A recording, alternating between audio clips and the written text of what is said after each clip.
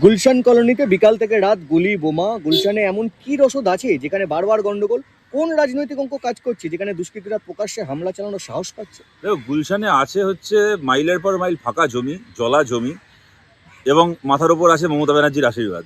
সুতরাং জলা জমিকে বেআইনি পথে, জলা জমির চরিত্র পাল্টে, জলা জমির ওপর বেআইনি বিল্ডিং বানিয়ে কোটি কোটি কোটি টাকা কামাও, দেবীর কাছে প্রসাদ পাঠাও, কালীঘাটে গ্যামাস্ট্রিটে দেবীর পায়ে প্রসাদ পাঠাও, বাকি টাকায় ভর্তি করো। এইটাকে নিয়ে জাভেদ খানের সঙ্গে হচ্ছে সুশান্ত ঘোষ, ওখানকার কাউন্সিলর, দুই গোষ্ঠীর অশান্তি। তাতে এর আগেও গুলি চলেছে, এর আগেও এই একই রকম ঘটনা ঘটেছে, এখনও হচ্ছে, ভবিষ্যতে হবে। যতদিন মাথার ওপর মমতা ব্যানার্জি আছে এবং মমতা ব্যানার্জির নেতৃত্বে এই ধরনের এই জমি মাফিয়ারা রাজনৈতিক ক্ষমতা দখল করে বসে আছে, ততদিন এটাই চলবে। মিনি ফিরোজ রিলস তৈরি করে হুমকি দিচ্ছে, আপনারা আমার শান্ত রূপ দেখেছেন, আপনাদের যেন আমার রুদ্র রূপ দেখতে না হয়, অন্যথায় জন্মের আফসোস মৃত্যু পর্যন্ত থেকে যাবে।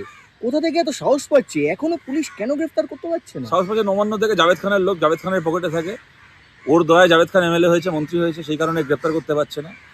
এবং একজন রাজ্যের মুখ্যমন্ত্রী যদি লজ্জা বলে কোনো জিনিস থাকতো, তাহলে বাকি সব ছেড়ে দিন, এই একটা কারণে মুখ্যমন্ত্রী পদত্যাগ করার কথা।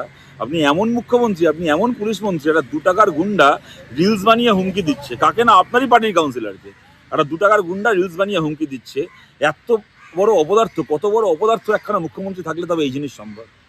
অশান্তির 28 মাস পর এবার মণিপুরে যাচ্ছেন প্রধানমন্ত্রী, আবার মহালয়ার আগে ফের ভোটমুখী বাংলাতেও আসছেন। আগামীকাল বিকেলে আবার কলকাতায় আসছেন প্রধানমন্ত্রী দুদিনের সফরে। টিএমসির কটাক্ষ যে অতিথি আসে অতিথি যায়, এতে কি পার্থক্য হয়? আর যেরকম তৃণমূল নিজে অতিথি হয়ে ত্রিপুরায় গেছে, গোয়ায় গেছে, মেঘালয়ে গেছে, বহু জায়গাতে গেছে, অতিথি কীভাবে হতে হয়, কীভাবে ভোট পাখি হয়, উড়ে যেতে হয়, উড়ে আসতে হয়, তৃণমূলের থেকে ভালো কে জানে। আর প্রধানমন্ত্রীর ক্ষেত্রে এটা সত্যি, মণিপুর যখন জ্বলছিল, শয়ে শয়ে মানুষের লাশ ভেসে যাচ্ছে রাস্তা দিয়ে, হাজার হাজার মানুষ ঘরছাড়া, একেবারে একটা জাতি দাঙ্গা চলছে মণিপুরে 28 মাস ধরে। ভারতের প্রধানমন্ত্রী সেখানে পা রাখার তো ক্ষমতা হলোই না, উল্টো ওইখানকার সর্বদলীয় প্রতিনিধি দল, ওখানকার সরকার পক্ষ, বিরোধী পক্ষ একসঙ্গে, এমনকি বিজেপির বিধায়করা, প্রতিনিধি দল, তারা দিল্লিতে গিয়ে প্রধানমন্ত্রী দেখা পেল না, প্রধানমন্ত্রী তাদের সঙ্গে দেখা করলেন না। আর তিনি সেই ঠান্ডা হয়ে যাওয়ার পরে এখন মণিপুরে মুখ দেখাতে যাচ্ছেন। এর থেকে বোঝা যাচ্ছে, যাকে লৌহ পুরুষ বলে প্রচার করেছিল বিজেপি, তিনি আসলে একজন ইঁদুর পুরুষ, ইঁদুরের থেকেও ভীরু তিনি। তাই মণিপুর যখন জ্বলছিল, ইঁদুরের মতো গর্তে লুকিয়েছিলেন নরেন্দ্র মোদী। মেট্রো স্টেশনের নিরাপত্তা কোথায়? কেন্দ্রীয় নিরাপত্তা বাহিনী মোতায়েন থাকে মেট্রোয়, তারা কোথায় ছিল? কি করে কড়া নিরাপত্তা এড়িয়ে ছুরি নিয়ে ঢুকলো? কেন সিসি ক্যামেরা বিকল? বিজেপি রাজ্যের নিরাপত্তা নিয়ে প্রশ্ন তোলে, এখানে তো কেন্দ্রীয় নিরাপত্তা নিয়েই প্রশ্ন উঠছে। তো যাবতীয় চিন্তা যাদবপুরে কেন সিসিটিভি নিয়ে দেয়নি? আর যাদবপুরের বাইরে মেট্রো স্টেশন থেকে শুরু করে বিভিন্ন সরকারি জায়গা, যেখানে সিসিটিভি থাকার কথা এবং যেখানে কোথাও কেন্দ্র সরকারের, কোথাও রাজ্য সরকারের মানে সেইগুলোর জিম্মেদারি পালন করার কথা, সেখানে কেন সিসিটিভি নেই, সেই প্রশ্ন ওদেরকে কে করবে? ওরা তো বিশ্ববিদ্যালয় সিসিটিভির বাইরে আর কিছু ভাবতে পারে না। এই যে মেট্রো আমরা সবাই চলাফেরা করি, স্টেশনে, শিয়ালদায়, হাওড়ায় সবাই চলাফেরা করি, বলুন তো, ওই দেখানোর জন্য কিছু ওই স্ক্যানিং মেশিন বসানো রয়েছে, কিছু সিসিটিভি বসানো রয়েছে। মেট্রোয় যে যাতায়াত করি, কবার ব্যাগ খুলে স্ক্যান করা হয়েছে, কবার সিসিটিভিতে এই মেশিনে চেক করা হয়েছে? হাওড়া স্টেশন, শিয়ালদা স্টেশন ঢুকতে গেলে লাগেজ নিয়ে আপনি ঢুকবেন, 2, 3, 5টা জটা ইচ্ছে লাগেজ নিয়ে ঢুকুন, কতবার ওখানে দাঁড়িয়ে কোনো পুলিশ আপনাকে বাধ্য করেছে স্ক্যানারের মধ্যে দিয়ে লাগেজ নিয়ে যেতে? বলে লাভ আছে? চলাফেরা তো আমরা সবাই করি। নলাটি ওগুলো ওগুলো ওই ওই মানে ওই শালগ্রাম শিলার মতো ওখানে পড়ে আছে।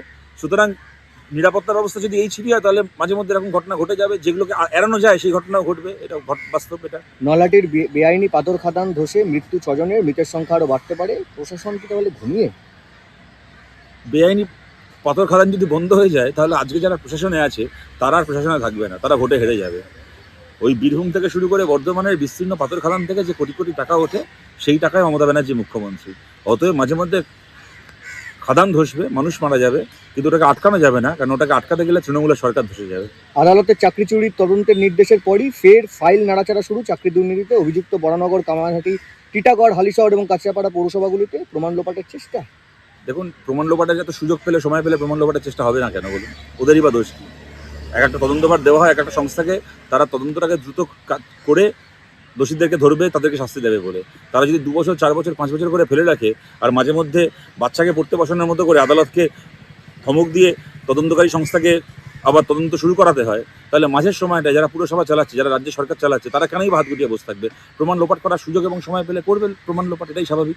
এবার গণেশের কাছে পিছিয়ে পড়ছে বিশ্বকর্মা। গণেশের মুক্তির জন্য বিশ্বকর্মার বরাত ছাড়ছেন মৃৎশিল্পীরা। রাজ্যের এই অবস্থা। দেখুন, রাজ্যে যেখানে মানে কলকারখানা বন্ধ হচ্ছে, সেখানে বিশ্বকর্মা পুজো তো এমনি শ্রমজীবী মানুষের পুজো, খেটে খাওয়া মানুষের পুজো। সুতরাং এমনিতেই আমাদের রাজ্যে কলকারখানা বন্ধ হচ্ছে, ক্ষেত মজুররা বাইরে চলে যাচ্ছে, টোটো স্ট্যান্ড রিক্সা স্ট্যান্ডে তোলাবাজি দিতে গিয়ে অর্ধেক টোটোওয়ালা রিক্সাওয়ালা তারা টোটো তুলে রিক্সা তুলে বাড়িতে বসে আছেন। সুতরাং বিশ্বকর্মা সত্যিকারের সেবক যারা শ্রমজীবী মানুষ, তারা যখন কোণঠাসা হয়ে পড়বেন তখন বিশ্বকর্মাও কোণঠাসা হয়ে পড়বে, এটাই স্বাভাবিক। লাস্ট দুটো চাঁদা নিয়ে বিবাদের জেরে তৃণমূলের এক কর্মীকে মারধর করেছে, বা তৃণমূলেরই অন্য গোষ্ঠী। রাজ্য সরকার যখন 1 লাখ টাকার উপর অনুদান দেওয়ার পরে দিচ্ছে, তারপরেও রাজ্যে এরকম চাঁদার জুলুমবাজি। দেখুন, এগুলো চাঁদা না, এগুলো তোলার জুলুমবাজি। তোলা কখনো এই নামে হয়, ওই নামে হয়, এক্ষেত্রে দুর্গাপূজার নামে হচ্ছে। বেসিক্যালি আমাদের রাজ্যে চাকরি বাকরি নেই, কলকারখানা নেই।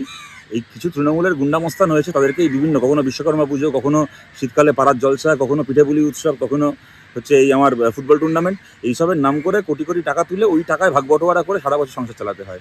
ওতে পুজো একটা উপলক্ষ, এই সুযোগে টাকাটাকে কামিয়ে নাও, 12 মাস সংসার চালাও, এই নিয়মে এখন রাজ্য চলছে। সুতরাং এই জুলুমবাজিগুলো হবে। জমি অধিগ্রহণে রাজ্য সরকারের গড়িমসির জন্যই কি ভাবা দিঘির কাছে রেল প্রকল্প থমকে গিয়েছে বলে অভিযোগ? খালি ওই একটা রেল প্রকল্প কেন বলুন? 2006-7 থেকে শুরু করে 11 পর্যন্ত আমাদেরকে কত লেকচার দিয়েছিল যে কিভাবে জমি অধিগ্রহণ করতে নেই, কিভাবে শিল্প করতে নেই।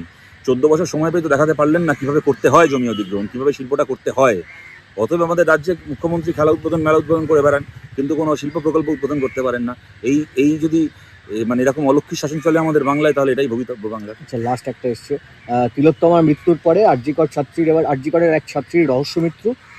সেটা হচ্ছে ফাইনাল ইয়ারের ছাত্রী অনিন্দিতা সোরেনের অস্বাভাবিক মৃত্যু, মালদা মেডিকেল কলেজে চিকিৎসাধীন অবস্থায় মৃত্যু। খুবই খুবই যন্ত্রণাদায়ক ঘটনা, খুবই কষ্টকর ঘটনা, এবং যে সম্ভাবনাগুলোর কথা মিডিয়ায় উঠে আসছে তা যদি সত্যি হয়ে থাকে তাহলে সেটা অত্যন্ত মানে রেগে ওঠার মতো বিষয়। সুতরাং নিশ্চয়ই আমরা আশা করবো যে আরজি করের মতো এক্ষেত্রে, মানে আগের আরজি করের মতো এক্ষেত্রেও হবে না, সঠিকভাবে তদন্ত হবে এবং মৃতা ছাত্রীটি বিচার পাবে।